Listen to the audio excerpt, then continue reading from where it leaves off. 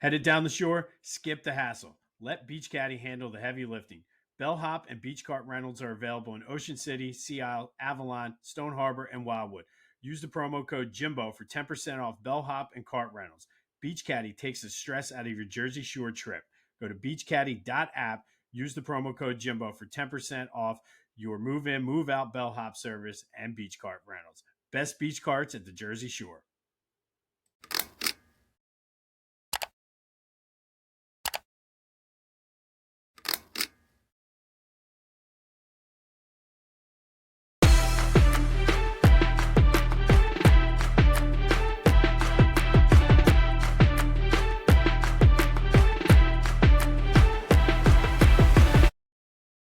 What's up, everyone? Welcome to this day in Philly sports history for July 28th, 2025.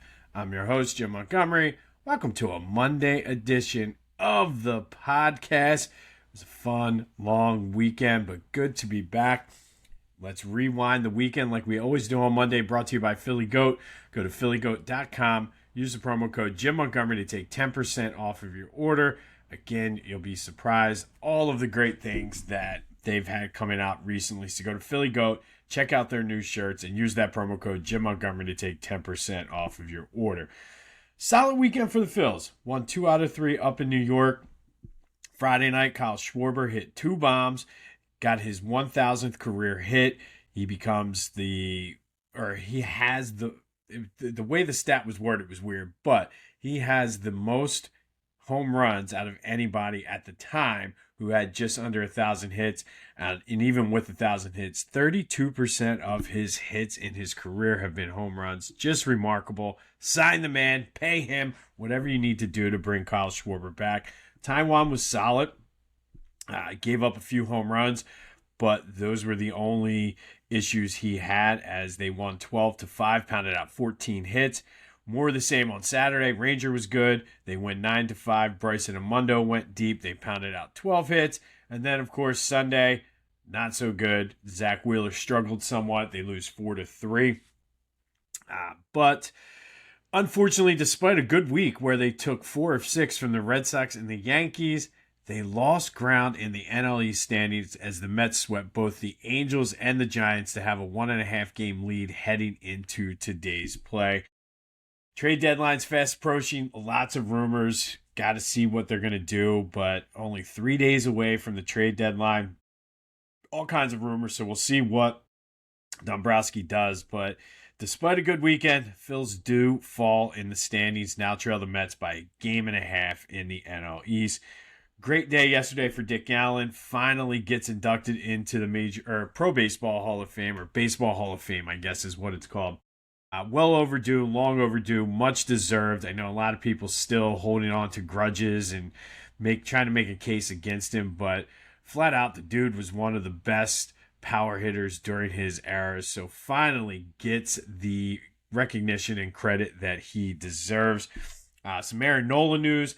He is set to start at some point this week at AAA up in Lehigh Valley, so hopefully, if all goes well with that, we'll have some Aaron Nola help on the horizon. So we'll see what happens with that. But yesterday, the Savannah Bananas this weekend, I should say, the Savannah Bananas were in town. It was good to see Shane Victorino on Saturday night. Joey Chestnut came in. They had an impromptu hot dog eating contest. Just a good time on Saturday night. And then yesterday, despite just being brutally humid, it was still a good time. Got shortened because of the rain that came through. Gritty was there. They did a lot of Eagle stuff. Players did a remake of Saquon's backwards hurdle. Of course, the pitcher then plunked the guy, but a good time. Kids enjoyed it. It was fun. It was entertaining. They do it right. For those of you who are out there who, and I saw it on Twitter, I'm not going to that. That's not baseball, blah, blah, blah. No, it's not baseball. It's entertainment. The kids were entertained. It was fun. I don't think anybody at that stadium yesterday went in looking for it to be real baseball. So good. It's not for you. But don't go out and rip people that enjoyed it, especially the kids. The kids absolutely enjoyed it. They were able to high-five the players coming in. And yes, we know it wasn't baseball. It was a circus act, as I saw somebody put it on Twitter. Good. It was fun. Entertained me.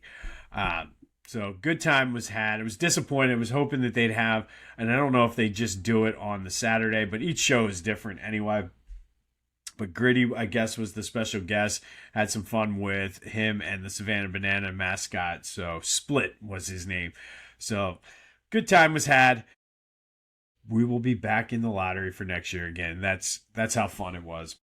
Union with a 3-1 win Saturday night. Ty Barabo and Mikel Ua each scored. Ua scored 2 goals, one in the 89th minute and then one in stoppage time to give the Union the lead over Colorado. And then they are back now in first place in the MLS Eastern Conference. And the schedule is somewhat favorable for the Union down the stretch. They're not in the League's Cup, so they don't have those extra games. They are still in the U.S. Open Cup, but it's very favorable for the Union down the stretch. So we'll see what happens with them, but a good weekend for the Union.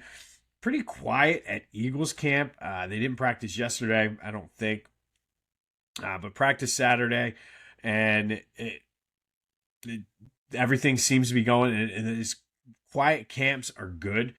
That means there's no drama, no injuries, nothing we need to be concerned about. So quiet is good.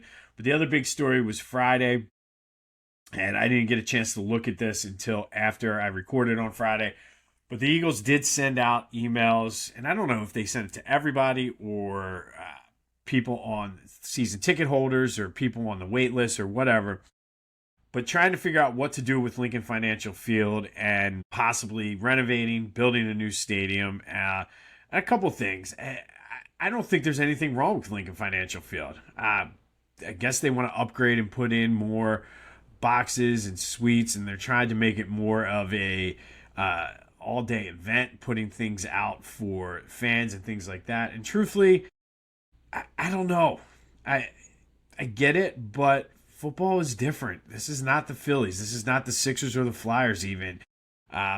I don't know. My biggest takeaway, my biggest concern is one of the reasons I like my seats is that we never had to pay the personal seat license, which we're up far enough. I don't think we should. And that seemed to be a big question, and the numbers they were throwing out there were outrageous. But truthfully, I get why they want to put a dome. I hate it. I absolutely hate the idea of a dome. To me, football should be played outside in the elements. That means if you're on the East Coast, that means a chance of rain. That means heat and humidity early in the season. Look at Tampa. I mean, you go down to Tampa Bay, the Eagles play horribly down there, and it's always hot. That means the snow. That means sleet, cold, wind. Putting a dome takes away how fun that playoff game was against the Rams, and going back to the Snow Bowl against the Lions. That was fun. It was fun to be a fan in there, and as miserable sometimes as it is, when it rains, 2 years ago, the Buffalo game was fun because it was raining. Nothing like going home after the game, getting showered, getting all nice and warm after being out in the cold all day. I don't like the stadium or the dome. We'll see what happens, but I don't know. I haven't heard really a lot of people in favor of a dome. And for everybody saying, oh, well, it'll bring the Super Bowl possibly to Philadelphia, none of us can afford to go to the Super Bowl anyway. So who cares if the Super Bowl is in Philly? I mean, at least I can't afford to go to the Super Bowl. But we'll see where that goes. But that seemed to be the big story on Friday. Sixers making some news this weekend, too. They waived Ricky Council IV. Basically, I guess they just did not think he was good enough. It's kind of a shocking move to me. I thought he was going to make the team, but I don't think this moves the needle much one way or the other. But it was a Sixers move. So what happened this weekend in Philly sports history? Well, on Saturday, July 26th, Milt Thompson, Von Hayes, and Mike Schmidt went back-to-back-to-back in a 7-3 win over the Braves in 1987. And I actually, for some odd reason, I remember the most random things. I remember this game. It was the first time I've ever seen back-to-back-to-back home runs. We had people over our house going swimming. But Milt Thompson, Von Hayes, Mike Schmidt go back-to-back-to-back. And then in 2018, the Phillies tied a team record with 7 home runs in a game. Rhys Hoskins, Maikel Franco, Nick Williams each hit 2. Carlos Santana hit 1 in a 9-4 win over the Reds. And then on July 27th, 1950, Del Ennis set a team record with 7 RBI in a game. That record is now 8, shared by 3 different people. And making it even more incredible, he did it in 2 innings, the 7th and the 8th. He had a 3-run double in the 7th and a grand slam in the 8th to set the team record. And then in 2008, the day we started to see things change in the landscape of Philly sports, the Philadelphia Soul beat the San Jose, I think they're the River Cats, 59-56 in Arena Bowl 22.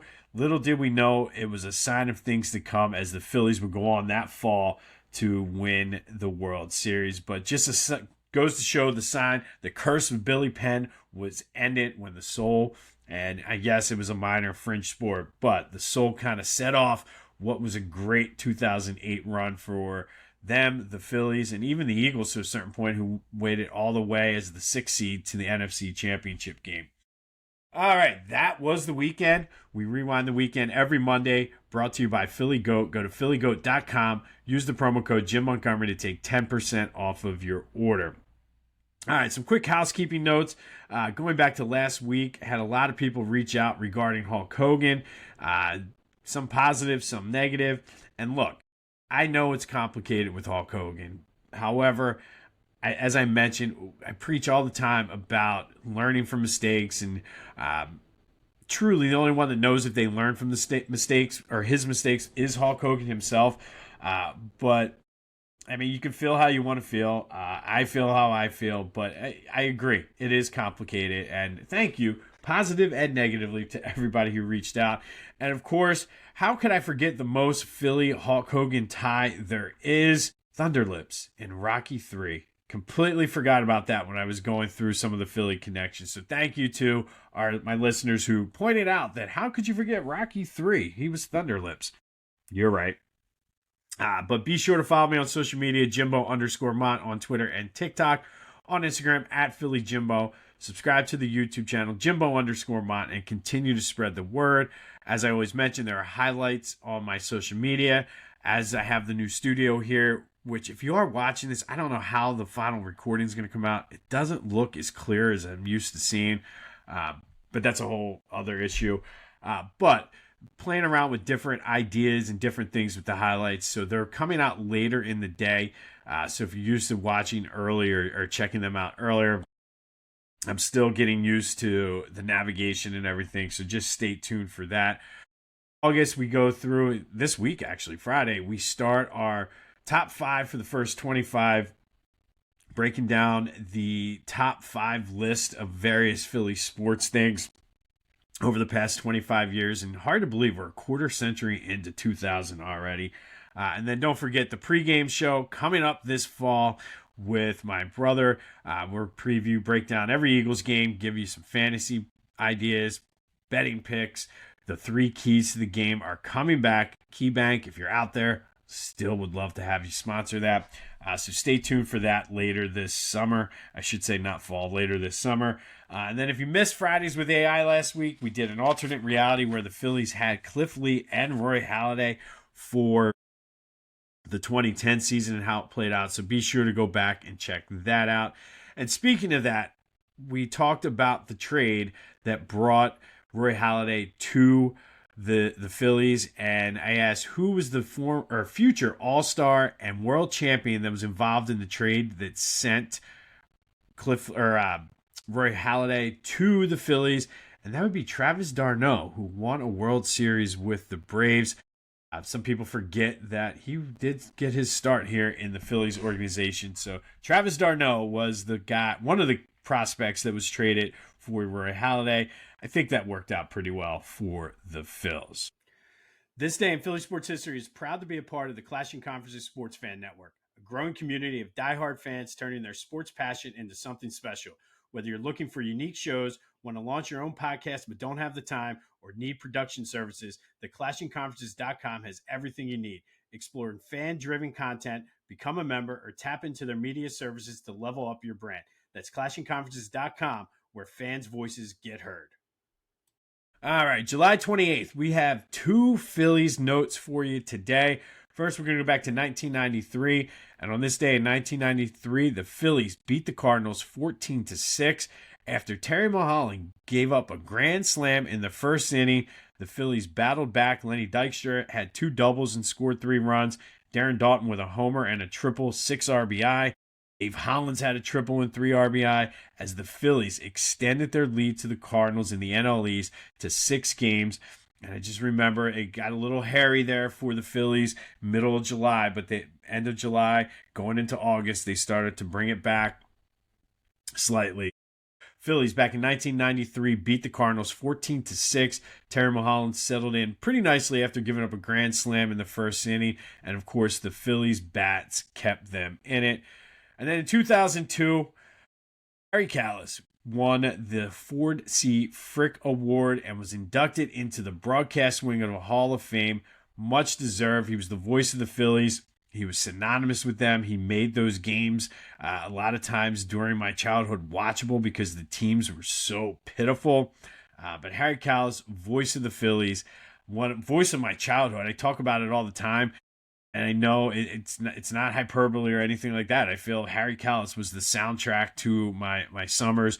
You would throw on the radio. They used to, while we were outside playing, they used to rotate through who would do like every 3 innings or so. Like the TV guys would go to radio. Now it's separate TV guys, separate radio guys. But just hearing Harry Kalas, Richie Ashburn, Andy Musser, Chris Wheeler, all those guys, Kent Tekulve at one point, but Harry the K inducted into the Hall of Fame, the broadcast wing on this day back in 2002. Much deserved, and I'm not going to butcher it on this good day trying to do a Harry Kalas impersonation, but he's inducted into the Hall of Fame on this day back in 2002. That does lead to today's trivia question. I'm going to do a 2-parter today. I'll give you a bonus as well. But the trivia question is, what future basketball Hall of Famer did Harry Kalas take over for when he became the voice of the Phillies? Hit me up on the social media. Hit me up on the Discord channel, which is the first link in the description. Back to the Future Voice and text line, 267-495-8531. But who did Harry Kalas take over who would become a future basketball Hall of Famer as the voice of the Phillies? And then a bonus, what team did Harry Kalas come from before he came to the Phillies? So 2 good questions for you there. Get your answers in no matter how you can. All right, we have another winner in our greatest individual season in Philly sports history. The Flyers region. It was Eric Lindros from 94-95. Beating Bernie Parent pretty soundly with 71% of the vote. So the number 4 seed, Eric Lindros, 94-95, won the Hart Trophy in the lockout shortened season. Just had a ridiculous stretch. I think 70 points in 46 games or something. So Eric Lindros is our Flyers winner. He's set to move on to the Final Four as we crown the greatest individual season, which will happen on Thursday. All right, who wins the Sixers region? Today, we have a doozy of a matchup, and I've been saying this, but this one, it's going to be hard to pick one here. We got the number 1 seed, Moses Malone from 82-83, taking on the number 2 seed, Wilt Chamberlain from 61-62. First, Moses, he was an MVP, All-Star, All-NBA, All-NBA defensive first team, averaged 24.5 points a game, 15.3 rebounds a game. That was the famous faux. They were not able to get it done. It went 4-5-4, but helped lead the Sixers to their first championship since 1966-67. In the playoffs, Moses averaged 26 points a game, almost 16 rebounds en route to the finals MVP. Wilt, back in 61-62, playing for the Philadelphia Warriors, was absolutely ridiculous. I mean, All-NBA, made the All-Star game, finished second in the MVP, which is an absolute travesty when you hear these stats. He averaged a whopping 50 points per game, 25.7 rebounds a game, 48.5 minutes a game. A regular game is only 48 minutes, so they played a lot of overtime games, and that means Wilt was in there for the overtime. That was the year he scored 100 points in a game up in Hershey. Unfortunately for the Sixers, they lose in the playoffs in the division finals to the Celtics in 7 games.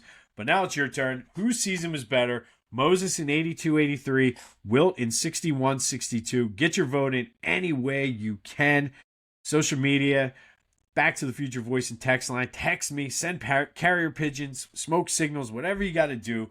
Get that answer in. But whose season was better? Moses in 82-83, Wilt in 61-62. I don't know which way I would go with this. So your turn now. Also, be sure to like, subscribe, review, leave a comment on any of the platforms where you're watching or listening to this. All of it helps us outsmart the algorithm. And then be sure to check out our friends over at Lotwin. Get your custom 3D hype chains from Lotwin. Go to lotwin.com. Use the promo code TCCPOD to take 10% off of your order. All right, we're going to crown the Sixers champion today. Back in 2002, Harry Kalas inducted into the broadcast wing of the Baseball Hall of Fame. In 1993, Phillies beat the Cardinals 14-6 after falling behind early.